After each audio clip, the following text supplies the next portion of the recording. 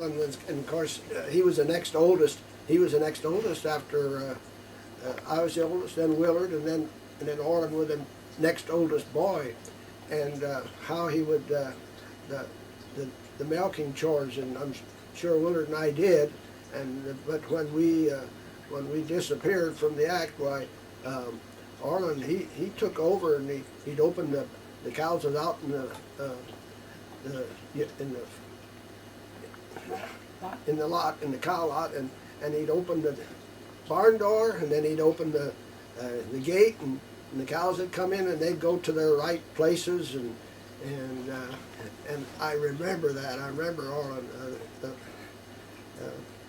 cows coming in there, and he trained them cows, and you know, I thought about that. You can train a cow and you can train an elephant, but we see a lot of kids nowadays that 2 years old and they're not trained. They just are, they're out of control in the store or in public, and that's what I have to say about that.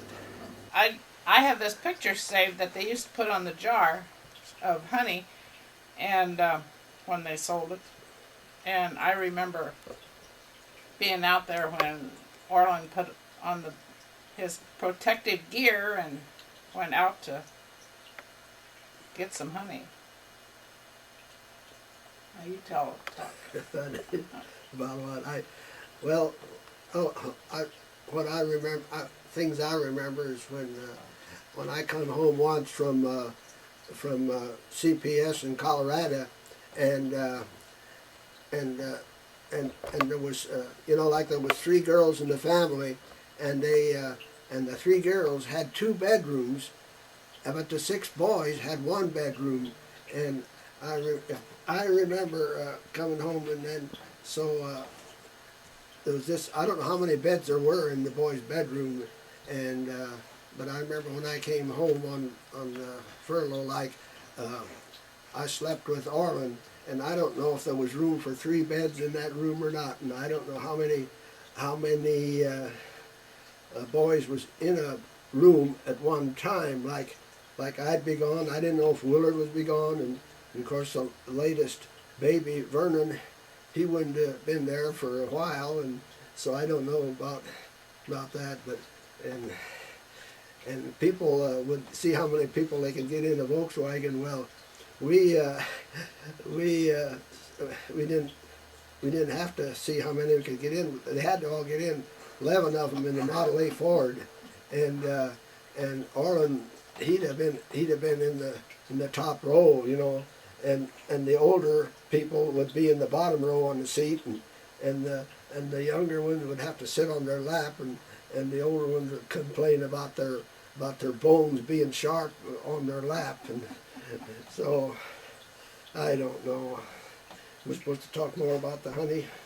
Well, that's what I thought you was going to do in the first place. I remember Orlin having honey. Well, Willard both, but I think Orlin continued with the honey after Willard quit, and I don't know. And so if you get these other guys together, you'll have to verify some stories that we tell, and like how many beds there were in the boys' bedroom and like that. So. Now you go ahead and tell about our telephone. Oh, well, when we lived at the east end of town here, I just remember Orlin. If Orlin had a date, wanted to call a girl, he came to our house and to call because we had a private telephone line, and out on Grandpa's farm was a party line. So if he didn't want all the 2 old maids on the line listen to everything, every call Reschly's got. So if he didn't want them to hear anything, why he came to our house to make a telephone call to the girls.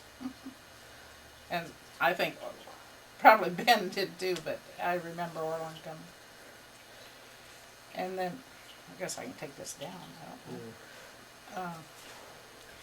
And then Jean was our hired girl when Cindy was born in January of '52. For how long? A week or 2. Week or 2? Yeah. Yeah. Did she cook? Well, sure, she had. Well, I don't know. She had do whatever was to be done. Change diapers? Did you change diapers? I don't remember. Not very. Now he's gonna go. Here. The only story I know otherwise was he was valedictorian of his high school class, Yeah. and he cheated a guy out of a new car How do you do that? because the other guy, grandpa or folks had promised him a new car if he was valedictorian.